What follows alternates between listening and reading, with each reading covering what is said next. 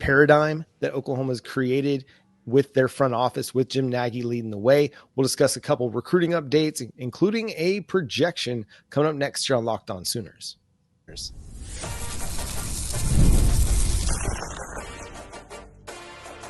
You are Locked On Sooners, your daily podcast on the Oklahoma Sooners. Part of the Locked On Podcast Network, your team every day. Again, thanks for making Locked On Sooners your first listen every single day. Shout out to all the everydayers out there tuning in and subscribe to the show wherever you get your podcasts. We're part of the Locked On Podcast Network, your team every day. Jay, let's start with the 2026 class because that's the more relevant class, I guess we could say, because their early signing period is now just 8 months away. And the 2027 class will have a projection to discuss coming up a little bit later.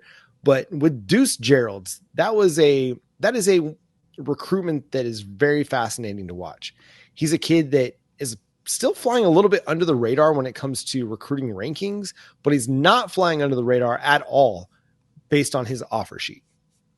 Yeah, the offer sheet looks really good. And I like to see that Oklahoma has a chance here. I still feel like it's kind of early to really be predicting anything, John. Like I look, until Nagy really gets his hands on this recruiting stuff, I take everything with a grain of salt, hardcore. Mm-hmm. It just feels like, as we talked about last segment, until that settlement is really put down, I don't know what to think about recruiting. But at the same time, man, this is kind of a big deal. It could be, maybe, possibly. So Deuce Gerald is one of these defensive tackles that you want to get. Similar to Jaden Jackson. Like he's just one of those guys that has the build, has the makeup, has the mentality to go be a difference maker. And based on everything that we've heard, Oklahoma's put themselves in a really, really good position for Deuce Gerald, but obviously it's going to be a recruiting battle that they're going to have to stay in for the long haul because you've got big time Power 4 programs that are coming after him as well. But so far, so good for the Oklahoma Sooners. And the good thing about that too, to add, is we're about at the time period where Bates and Venables start to land players out of Georgia, because that's what they did at Clemson. Now, granted, Clemson is a lot closer in comparison. It's like a 2.5, 3 hour drive to Clemson, South Carolina from Atlanta, Georgia. So getting a lot of the Georgia kids is a lot easier. But we're starting to see now that Bates is making more inroads with those Georgia kids that he's talked to before. And it seems like a lot of them have interest in coming, and really considering Oklahoma. I'm honestly believing that last season's defensive performance have a lot of them looking like, okay, Oklahoma's on its way there. They fixed that one problem they had, that glaring problem, which was a competent offense. There's a very good chance they're going to be a good team. So if that's the case, maybe I should consider going there. Maybe I should consider being coached by Todd Bates, because he has done a fantastic job with defensive linemen. He's done a really good job when he gets his recruits in. They do play. We played some of we played the most true freshmen, redshirt freshmen, and true sophomores in college football, like 2 years in a row. We play a ton of young dudes. And so that shows you that if you come in as a recruit, you're way more likely to play than if you come in as a transfer, just depending on, the talent level. But yeah, this to me feels like we're finally making those inroads in the Georgia area. Again, I take everything with a grain of salt around predictions, but the fact that it sounds like he is truly intrigued by Oklahoma, I'm happy to hear about that. Well, it also sounds like family is very intrigued by Oklahoma as well, which that's always a good place to be. Obviously, that's not going to win you every recruiting battle, as we've seen in years past. The family loves Oklahoma, but the player picks somewhere else. It's going to happen. But Oklahoma's done a good job so far in this recruitment. They got to continue to lay the groundwork and try and lure him away from programs like Ohio State, Ole Miss. Obviously, Georgia is going to be intrigued there. Who else is at the top of his? Alabama, LSU, Clemson, Oregon, all the State, typical Michigan, names. All the typical names. Another player that Oklahoma is very much in the running for, and sounds like they are leading the way for, based on a prediction from Parker Thune of OU Insider. And this is from Cooper Hackett, the 2027 offensive line prospect out of Fort Gibson. Fort Gibson, the home of one Teddy Lineman. And very intriguing here. This kid is an incredible athlete, Jay. He plays basketball, and if you go look at some of some of his basketball highlights, he moves incredibly well. And you throw some weight on him, and he's going to be an elite mover at offensive tackle.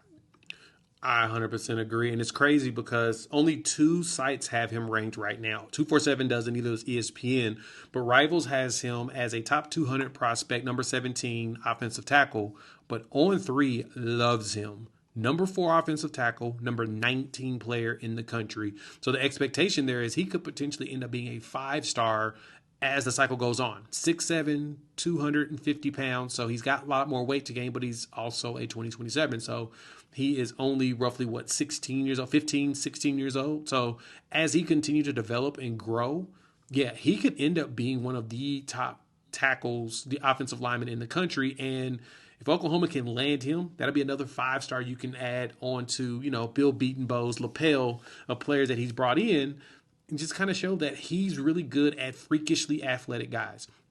You come here as a freakishly athletic dude that just needs some refining, you can end up like a Tyler Guyton and get yourself drafted in the first round.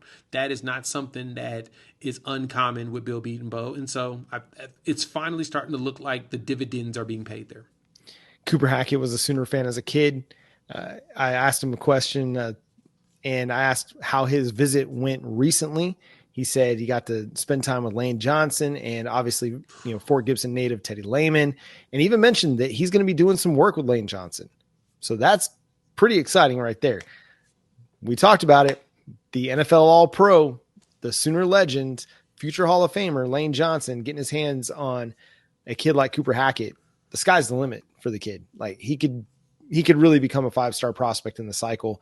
If not a really, really high 4-star, but somebody who's going to be a difference maker. Because Lane Johnson was a guy that, again, he showed up to college expecting to play quarterback, expecting to play then tight end, and didn't necessarily have that big 310, 320 pound frame at first, but he grew into it as he grew into the position of offensive tackle. So he's also going to be able to help a guy like Cooper Hackett know how to safely put that weight on and keep his athleticism, which has been a hallmark of Lane Johnson's career as well. So that's encouraging and exciting. Yeah, it is. Being able to tap into those resources. That was the one thing that Cooper had mentioned. I think I saw in an article just about how former Sooners are, that they are all willing and excited about coming back. Heck, I'm still excited the fact that we had a picture of Sam Bradford back on campus. We ain't seen him since Bob Stoops was here. And, it seemed, I think he showed up a little bit at the beginning of the Riley regime, and then you never saw him again. But he's starting to make more appearances. And so it feels like they're fostering an environment where Marvin Mims was in town on Thursday with the players at practice. So you're starting to see former players come back and give back.